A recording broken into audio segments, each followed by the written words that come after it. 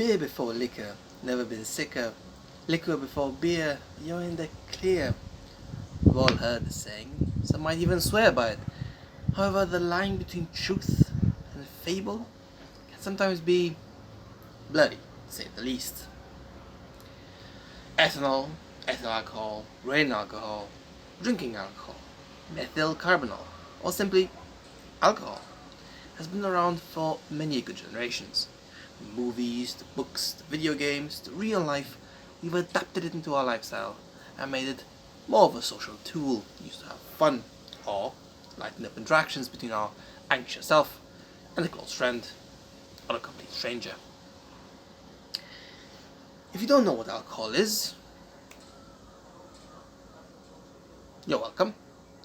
But we're not going to delve into the philosophical aspects of alcohol and its uses, but more on the nitty-gritty aspects, the scientific effects of alcohol in your body, together with my two buddies, Fact Atom and Opinion Atom. Fact Atom will accompany us when our information is verifiable by a research paper, book, or other means of proving something is true or factually correct.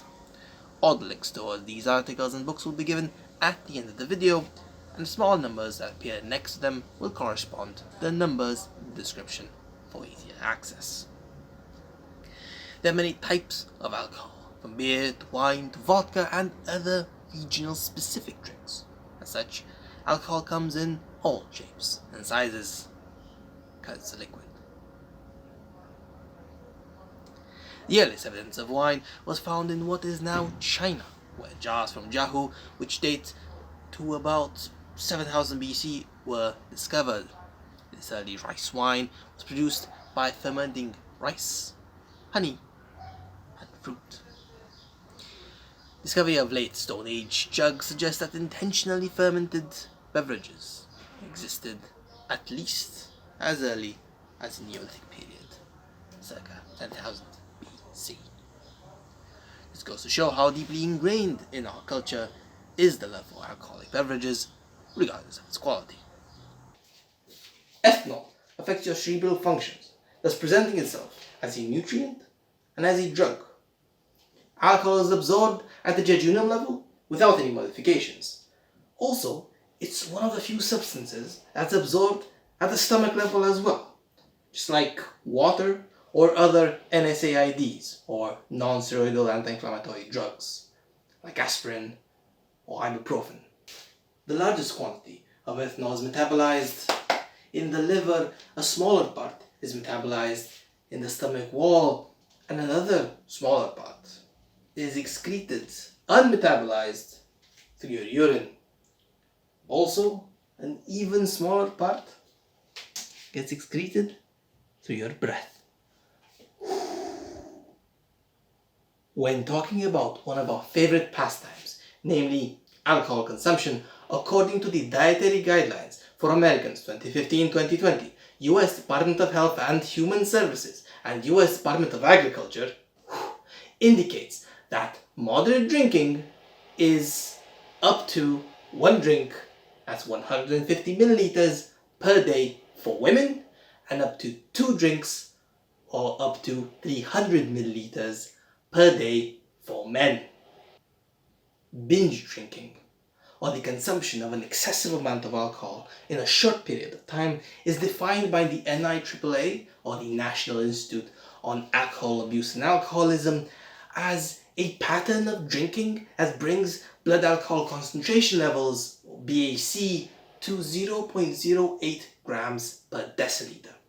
This typically occurs after 4 drinks for women and 5 drinks for men in about 2 hours. Of course, the result is different depending on what type of alcohol you're ingesting, on how fast you're drinking it, and other aspects of how you're drinking. Which means that anything more is a bit exaggerated, specifically heavy alcohol use. The Substance Abuse and Mental Health Services Administration, SAMHSA, defines heavy alcohol use as binge drinking on 5 or more days in the past month. You gotta pump those numbers up. Those are rookie numbers. What? But how is alcohol metabolized in our body? Ethanol is metabolized by several processes or pathways. The most common of these pathways involves two enzymes: alcohol dehydrogenase or ADH and aldehyde dehydrogenase or ALDH.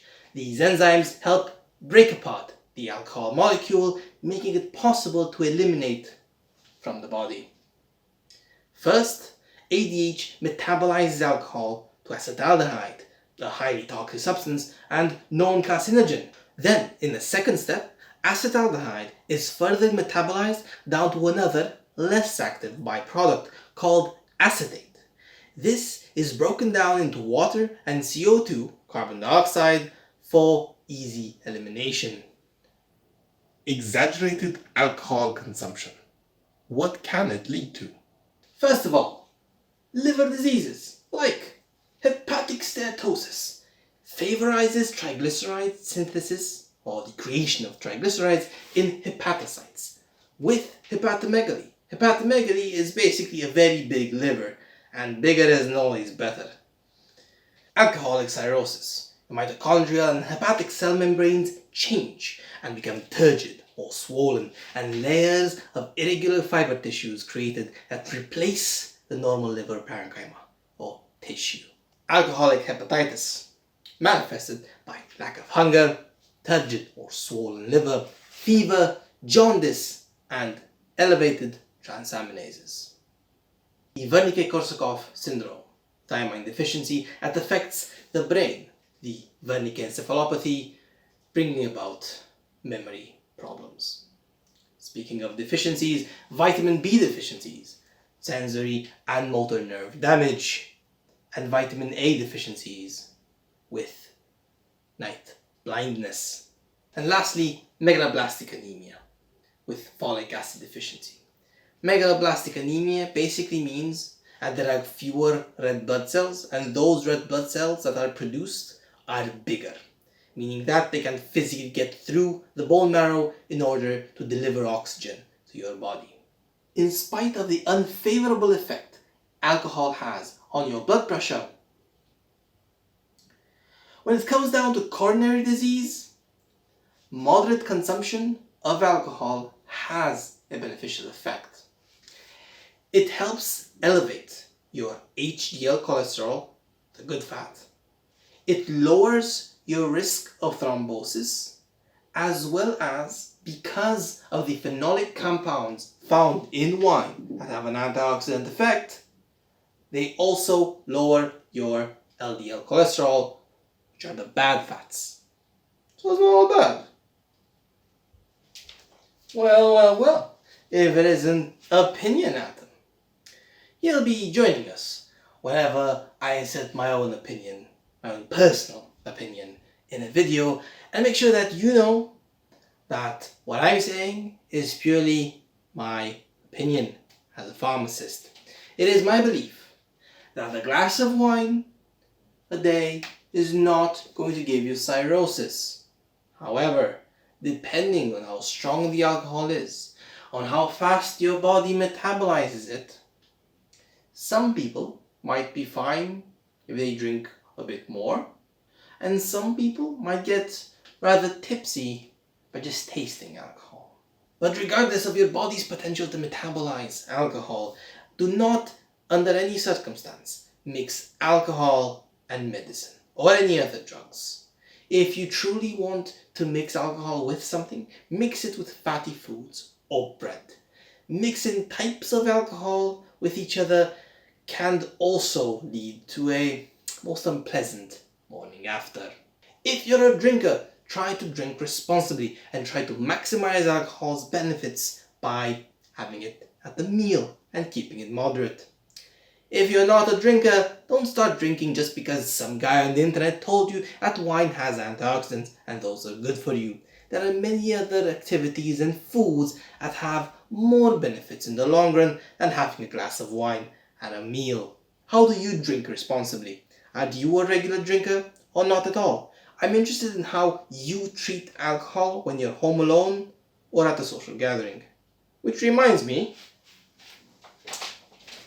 Subscribe, leave a comment, like it, dislike it. I hope you have an amazing week. Cheers. Climbing up a tree as a 180-pound man is easy, but coming down is way easier. Have a good day.